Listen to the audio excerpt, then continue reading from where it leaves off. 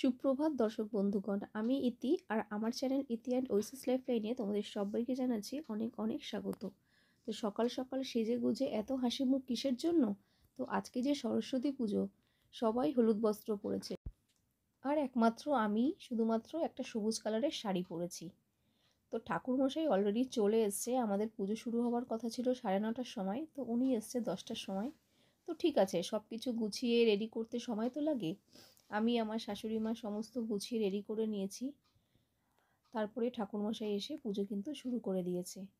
আর তার থেকেও একটা বড় কথা হলো, আজকের আমাদের বাড়ির ছোট মেয়ে মানে আমার দেওরের মেয়ের হাতে খড়ি, বয়স 2.5 বছর, আর হাতে খড়ি দেবে ওর জেঠু মানে আমার হাজবেন্ড।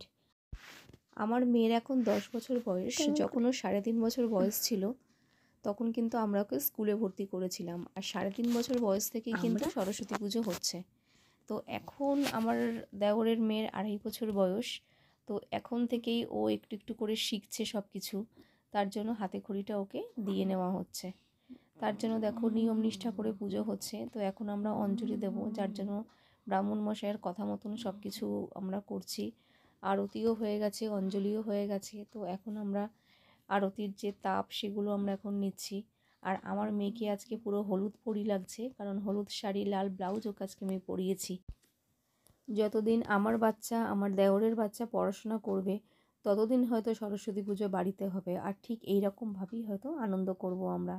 আর আমার এই ভিডিওটা যখন বড় হয়ে ওরা দেখবে তখন ভাববে যে হ্যাঁ, মা ভিডিও করেছিল, এটা একটা স্মৃতি হয়ে থাকবে। তো দেখো হাতে খড়ি শুরু হয়ে গেছে। প্রথমে ঠাকুরমশাই অ আ ক খ লিখিয়ে তারপর আমার হাজব্যান্ডকে বললো আপনি এবারে ওর হাতে খড়ি দিয়ে দিন।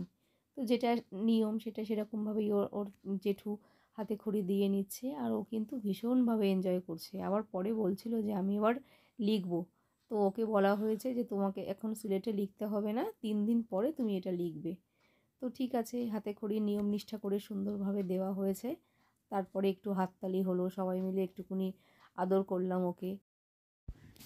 তো দেখো হাতে খড়ি দেওয়া হয়ে যাওয়ার পরে কিন্তু ও জেদ করছে যে সিলেটের মধ্যে একটু লিখবে।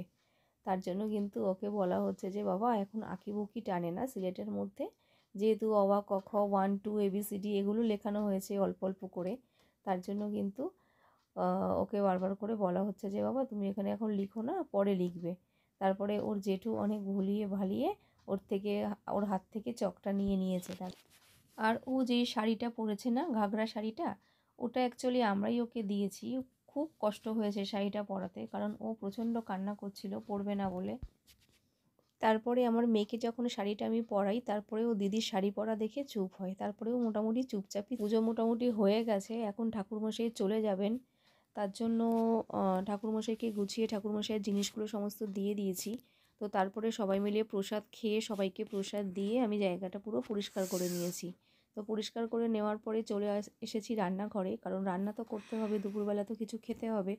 আর শাশুড়ি মা এখন যাবেন শাশুড়ি মায়ের বাপের বাড়িতে।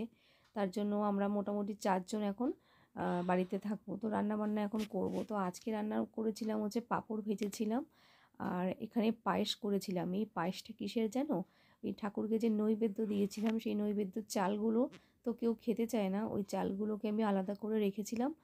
তো ওই চালগুলো দিয়েই কিন্তু আমি পায়েসটা করেছি। কিছু ফলও এর মধ্যে মানে চালের সাথে যে ফলগুলো দেওয়া হয় নৈবেদ্যর, 2-1টা আমি সব ফলগুলো বেছে রেখেছিলাম, কিন্তু তাও 2-1টা ফল কিন্তু পড়ে গেছে এই চালের মধ্যে। তো যাই হোক, কোনো অসুবিধা নেই, ঠাকুরের চাল দিয়ে পায়েস করে ফেলেছি। আর করেছি হলো খিচুড়ি করেছি, কুমড়ো আর আলু ফুলকপি দিয়ে খিচুড়ি করেছি। আর খাওয়ার সময় গরম গরম বেগুনি ভেজে নিয়েছিলাম আর কি। কারণ কি, বেগুনিটা আগের থেকে ভাজলে যেহেতু নরম হয়ে যায় ভালো লাগে না, তো ভাবলাম যে ব্যাটারটা একদম রেডি করে রেখে দিই, যখন সবাই খেতে বসবে তাড়াতাড়ি করে বেগুনিটা ভেজে দিয়ে দেবো সঙ্গে সঙ্গে। তো প্রথমে 2খানা বেগুনি ভেজে নিয়েছি, আর এখানে সব বেগুন কেটে সুন্দর করে পরিষ্কার করে ধুয়ে টুয়ে রেখে দিয়েছি। তো সব কিছু রেডি করে কমপ্লিট করে রেখেছি, বেগুনি টেগুনি সব কিছু এখন ভাজবো, ভেজে তারপর সবাইকে খেতে দেবো। তো আমি আমার হাজবেন্ড আমার মেয়ে 3জনে মিলে এখানে খেতে বসে গেছি। আর বড় কাকা এখনও পর্যন্ত আসেনি, মানে আমার কাকা শ্বশুর এখনও পর্যন্ত আসেনি। কাকা শ্বশুরের খাবারটাও আমি বেড়ে রেখে দিয়েছি, আসলেই দিয়ে দেবো খেতে। আর আমার মেয়ে সাইডে বসেছে, ও অ্যাকচুয়ালি খিচুড়ি খায় না, তার জন্য ও আলু ভাজা ভাত আর ঘি দিয়ে খেয়েছে। আর ও পরে একটুখানি বেগুনি, একটু পাঁপড় ভাজা অল্প অল্প করে খেয়েছে। তো ফ্রেন্ডস, ব্লগটা আজকে এখানেই আমি শেষ করছি। ভালো লাগলে একটা লাইক করো। Bye bye.